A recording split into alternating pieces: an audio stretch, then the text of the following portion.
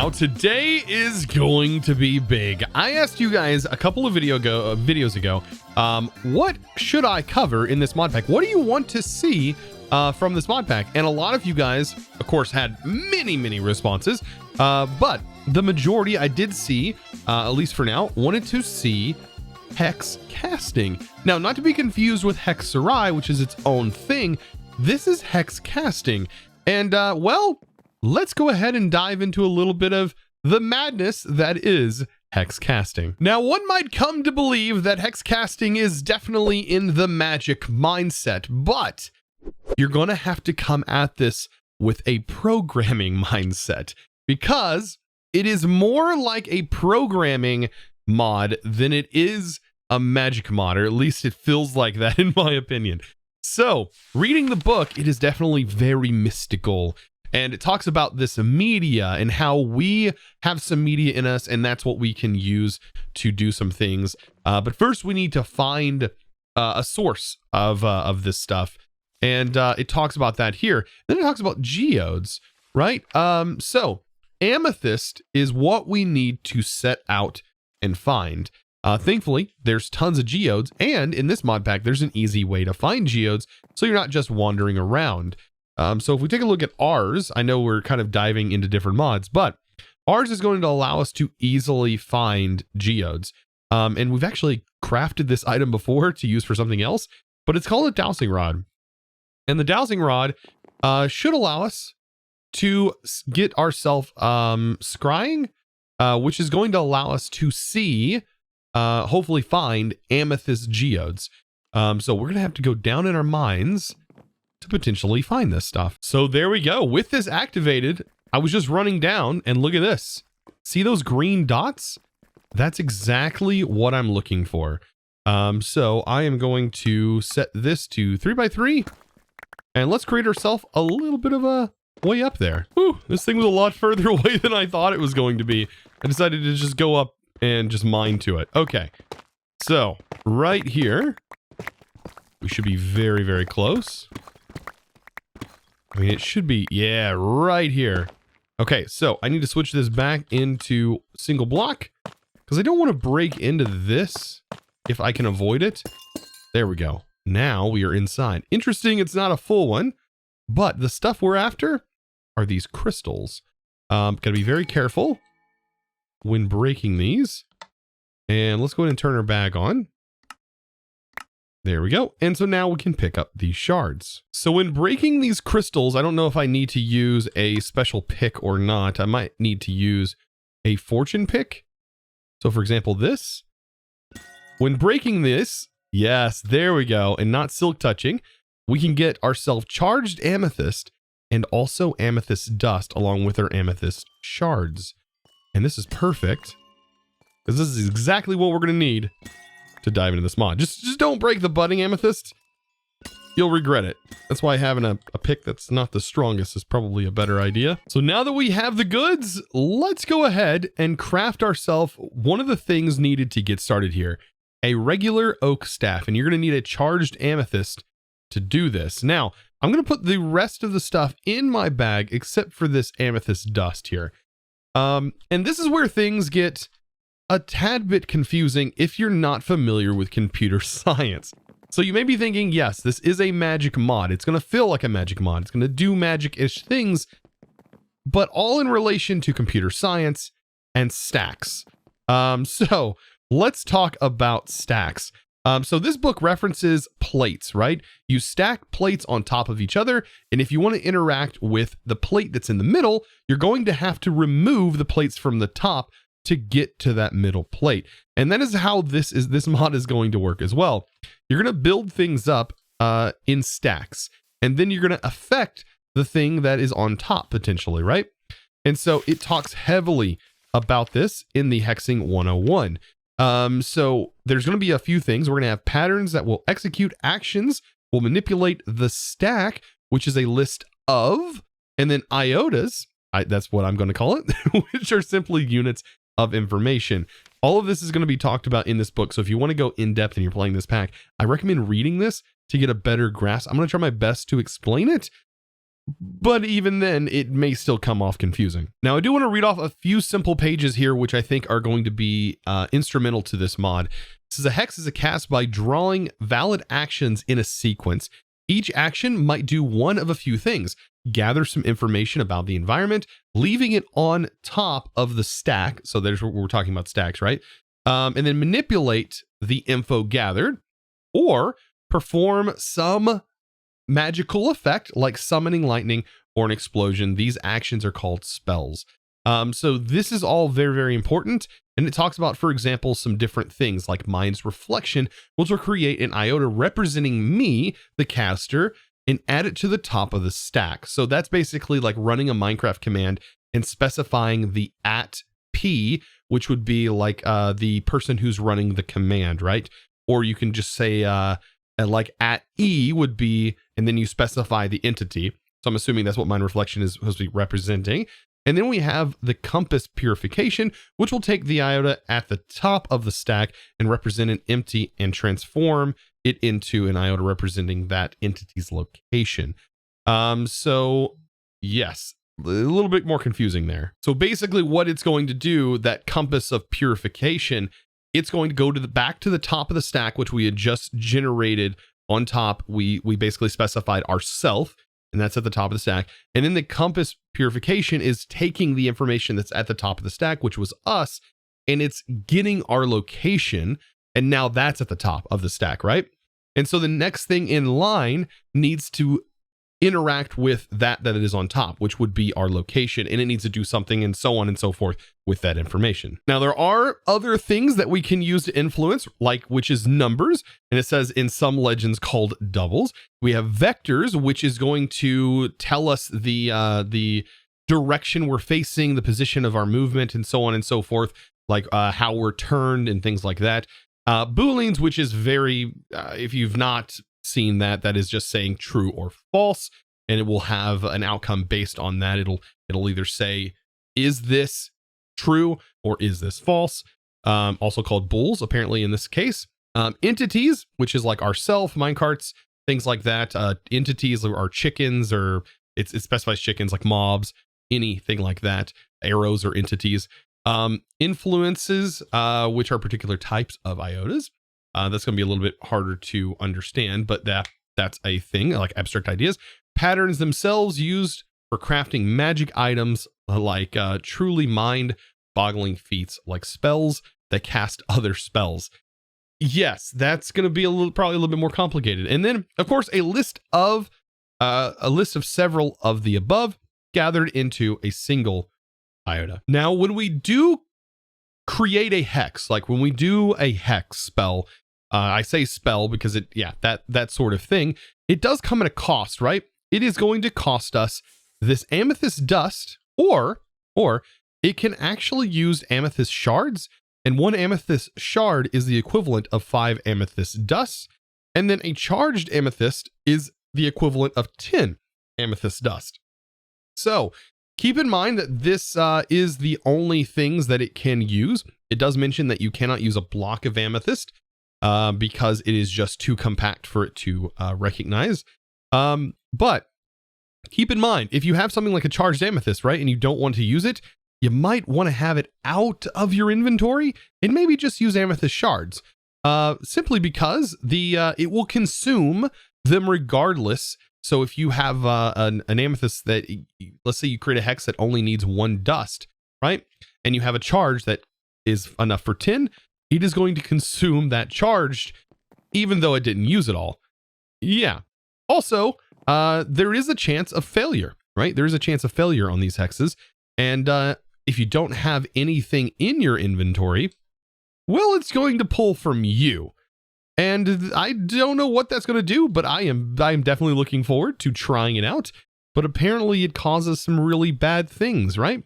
It, like wizards, yeah, it has a whole thing explaining how wizards go mad because of the magic drawn from themselves. It's pretty awful, actually. Now, I know I'm just quoting most of this stuff from the book, but it's best to sort of relay information in that way. It does say that you cannot cast spells that are 32, or hexes 32 blocks away from yourself. unless you have like a player or entity's location in a different area. You could potentially use that, I don't know, to teleport to yourself or so on. It does mention that, but just interacting with things around you, 32 blocks is your range. Now, here's probably one of the most important parts of this mod, and that is understanding the patterns that we are going to be drawing. Now, taking our wand, we can go ahead and right click this, and you can see there's kind of this dot grid that is going on here. And we can do things like connect to this dot grid. And now you can see right here, it has selected me. So it talked about this particular spell, or this particular, what is it called? Stack, earlier. And so we can actually leave this. And then when I right click again, it's there. And if I want to clear it, I can shift right click, right? To have cleared that. Pretty darn cool while that's active. But we need to learn about these patterns, right? So this is Mind Reflection. This adds me, the caster, to the stack. And then also we have this one, transforms the entity on the stack into the position of its eyes. That one's pretty interesting. So that takes the position of where our eyes are at.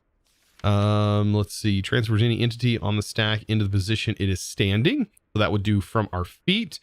And transfer an entity on the stack into the direction it is looking. Interesting. And this combines two vectors, a position and a direction, into an answer to the question.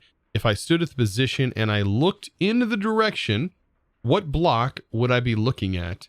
And then it says costs a negligible amount of media. So meaning it's not going to cost a lot. And that is going to take our position and direction.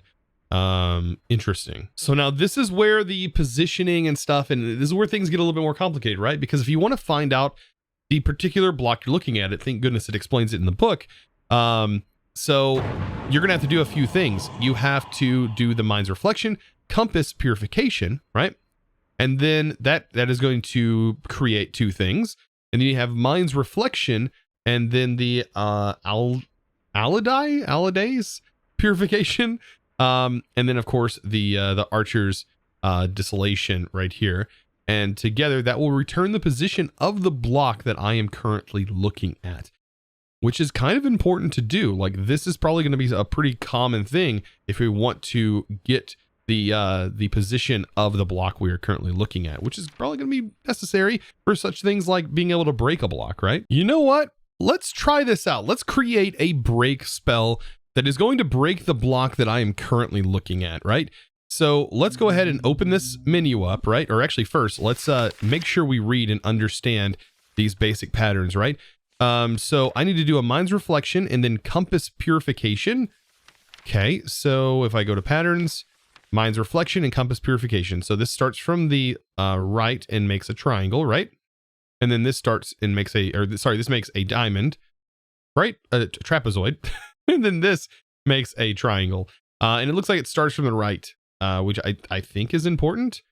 So we can actually make these up here, right? So we just connect this, and I'll put this in order, right? So start here now. So now that got the block position, and we can actually go back into the book and continue. We need to do a Mind's Reflection.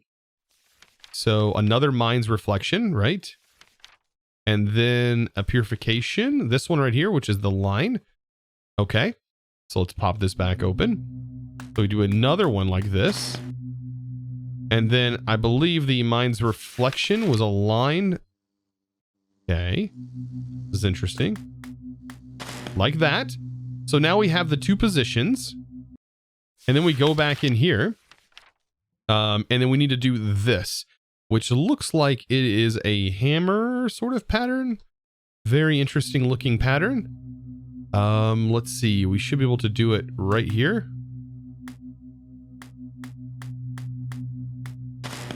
Okay, and that has our current block position that we are looking at. And then we need to modify this in some way. And let's take a look at our actual spells we can use right here. This is a spell, and then we have Blockworks. And this right here is a break block. This is a place block. This is going to cost a amethyst dust to do this. And it says removes a location from the stack then breaks the block at the given location. This spell can break nearly anything a diamond pick can break. It costs a bit more than one amethyst dust. Okay, so a little bit more than one amethyst dust. But it looks like this sort of goes in this like block, 3D block shape sort of thing. And I believe it starts right here. And there we go. We completed a spell, and notice it reset everything, right? But it broke the block in front of us, and it used some amethyst. Interesting. Very, very interesting.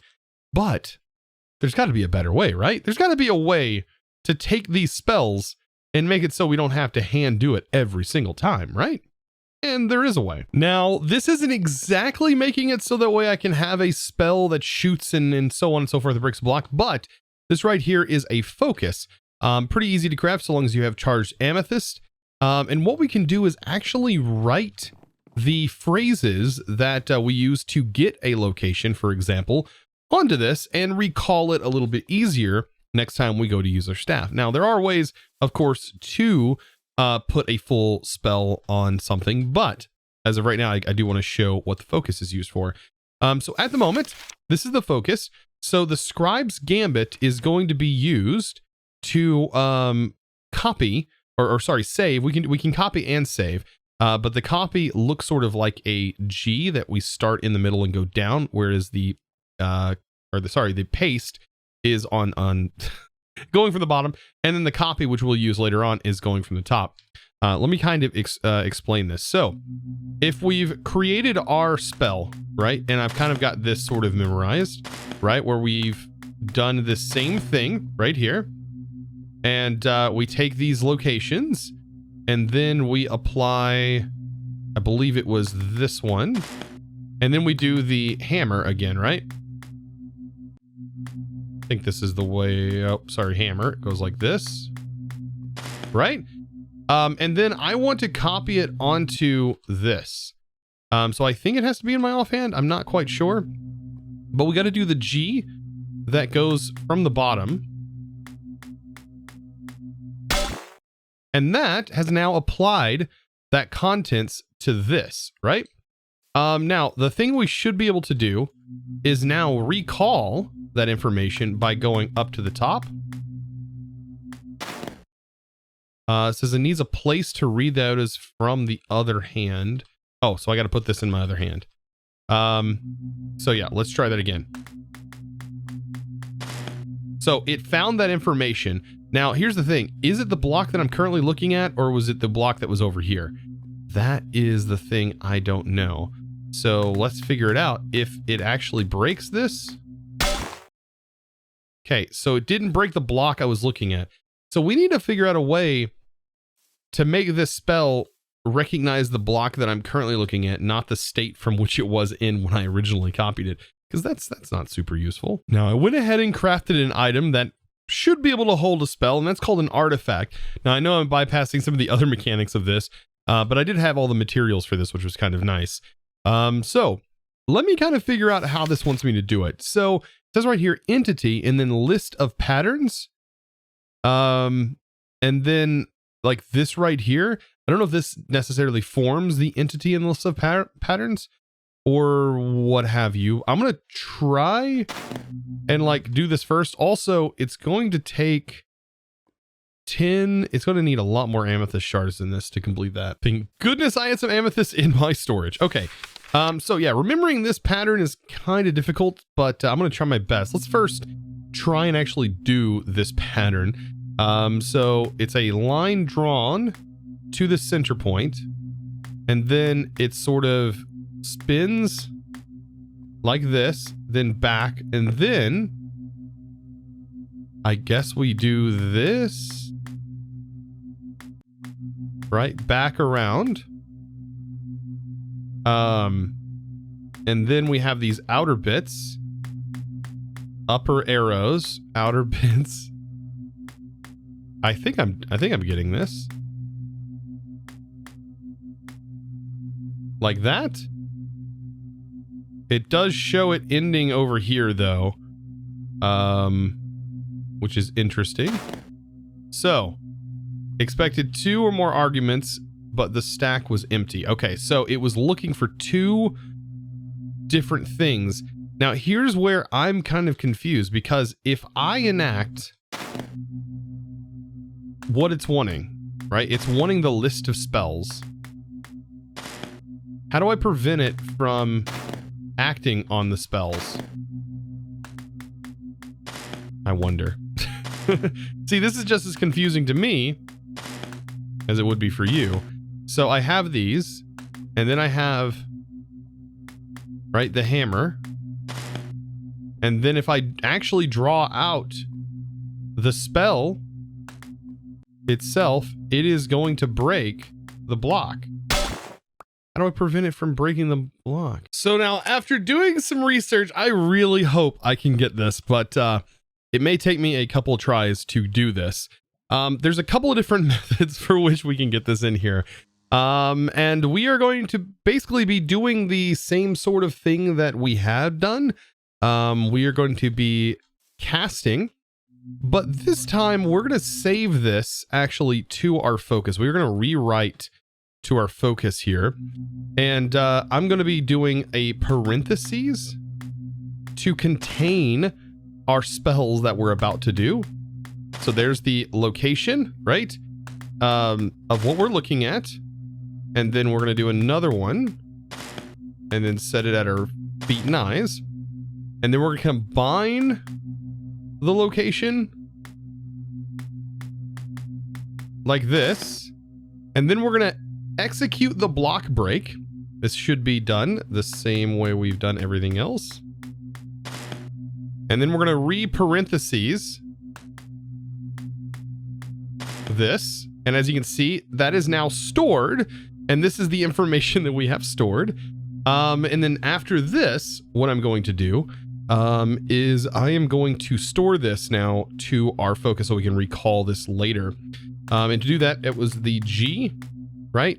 That goes down to the bottom. So that stored that information to here, which is kind of interesting. Now, I did realize why I couldn't save to my artifact.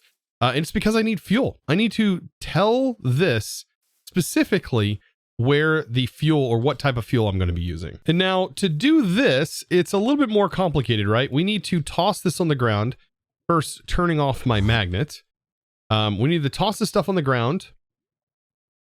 And we need to kind of look at it while we do this operation, right? And it's a pretty common thing. It's basically the same thing we just did. Where our eyes are looking, which is this same sort of pattern, right?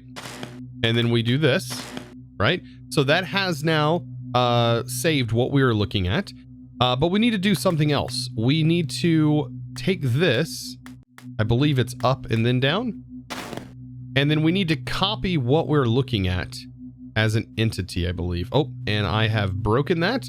So we can remove this from the stack. Let's see, let's remove this from the stack. There we go. That has been changed. Do I do it this way? Down? There we go. So that hex needs more media.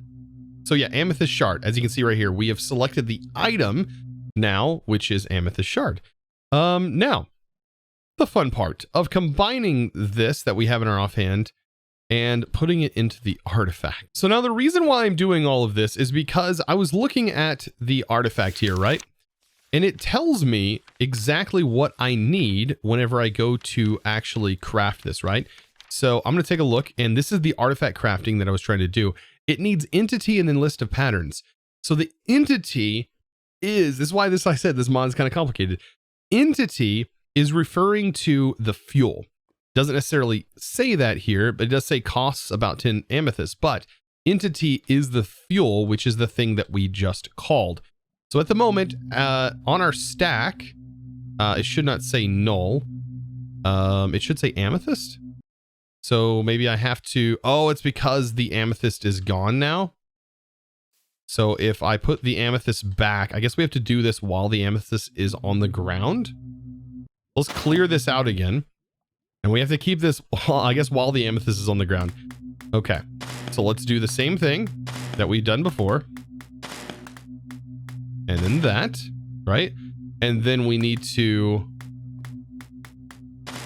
find the amethyst, right? And now we need to recall the information from our scroll here, our spell container. I've already forgotten the name of it, by going above. And so now we have all the information we need to basically connect everything to the artifact, right? So we have to do the pattern for the artifact, which is interesting to say the least. And I've already done it, but it's this across, and then like this around, around, out one more, and then go all the way around. And then we go out, make some rabbit, or make some cat ears. Cat ears. And needs artifact in the other hand, but got one. Okay, so let's remove this from the stack. I'm kind of running out of places to put this. Actually, let's clear the whole thing. Let's restart. Okay. So let's copy this. I guess the more we do it, the better we'll get at this.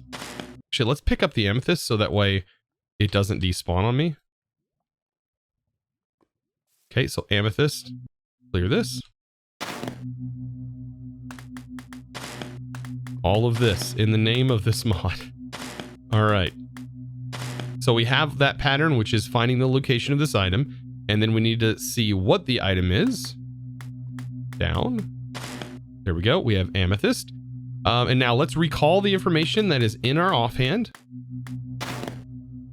Scribe's reflection needs to read. Oh, did I not? Where? Oh, it's right here. Okay. Darn. Let's do it all over again. Make sure we're looking at this. Okay. We'll do it again. There we go. And I'm getting really fast at this pattern at this point. And then this. Down. Okay, copied. And then we need to copy and paste this in. Okay, and then now I'm going to put this in my offhand. And then we are going to make that shape. Perfect. Oh boy, when things get all wonky. Okay, there we go. Cat ears. Oh, I can't do it here, so I've got to undo everything. Got to go one lower apparently. And this is going to cost amethyst, so I'm hoping that it uses the amethyst that's on the ground to do this. And then we go there, cat ears, this, cat ears. And okay, that hex needed more media than I had. I should double check my math. We just did all that and we don't have enough shards. Okay, interesting. It said it needed like 10. So it needed, oh, so we do need, oh, so we need more than well, these are 5 each. We should have enough unless it needed to be in my inventory in order for it to function. So that's 1, 2, 3, 4, 5, that's 9. So let's keep all of this in our inventory. We got to redo all of our spells again. I almost have this done and it worked this time. Okay, it completely worked. And it used some dust. Now, when this dust gets removed and when we run out of dust using this particular spell, which should be a break spell. Oh my gosh, it's super annoying and loud, but it does work. As soon as we run out of this, it's going to start consuming from us. And that's where I'm actually interested in seeing what it does to us. Now, of course, there's one other cool thing I wanted to show you. If you definitely want to get access to some of the wood, which is a very purple wood that is in this mod, you can get yourself a elderwood sapling, I think, an elder Says it right here in an Eldify sapling. So yeah, an edified tree. Yeah, an edified tree. So to do this, it's a very simple spell, basically utilizing some of the same mechanics that we just did. So we are going to be selecting this as a tree, and we need a vector. So to get the vector, it's the same thing that we've done before. We basically take the position that we're looking, or from our feet and from our eyes, and then we focus that into a single point. And then we combine that to get the vector. And then we need to do this, I believe. I think this is going to be a simple, cheaty way around this, honestly. But it's to do this, right? So in its place, place a block, right? And all we have to do is recall the information here. So do the same sort of thing, right? Break the block, and in its place, put a sapling. And now, when we pull this back up, then we should be able to pull this off. There we go. And this is the edified tree. And I'm assuming if we just break it down, that it should drop some saplings, maybe? But yeah, it's a very cool looking purple log. I know, all of this for some saplings. It doesn't look like you get any saplings. So you would have to, I guess, do that spell every time you wanted a sapling. Now, of course, a little bonus here. There is one last thing I wanted to test out. What happens when it pulls from our mind? Yeah, so there's only 2 left. There's nothing for it to pull from except for our mind. It's going to do it after this, and it says that hex needed more media than I had. I should double check my math. And I cannot force it, apparently, to pull directly from my mind. Even though I think it's supposed to. It's supposed to pull from my mind, apparently. Now, it's also supposed to pull from what you have in your inventory as well. Oh man, I thought I was going to do something cool. Well guys, I hope you enjoyed today's video and I hope you learned something new. Of course, click that subscribe button if you haven't already. Comment something down below that you'd want to see. That is one of the best ways for me to figure out what do you guys honestly want to know about in this mod pack. And so I will be pushing out those videos. And well, of course guys, I think it's time to thank the Discord supporter of today. And that huge thanks is going to go to Time Phoenix 9977. Thank you so much for your amazing support, by the way, over on the Discord, becoming a Discord premium member. And of course, guys, you can join Discord just by going to discord.gg/ChosenArchitect and joining me there. Also, I do live stream over on Twitch, so be sure to check me out there. And if you can't check me out on Twitch, which is twitch.tv/ChosenArchitect as well, you can definitely check out the second channel, which is called Chosen Live here on YouTube. And yeah, give that a subscribe as well if you haven't already given this channel a subscribe. Also, ring that notification bell if you would. And of course, guys, I'll see you in the next episode. And as always, thanks for watching.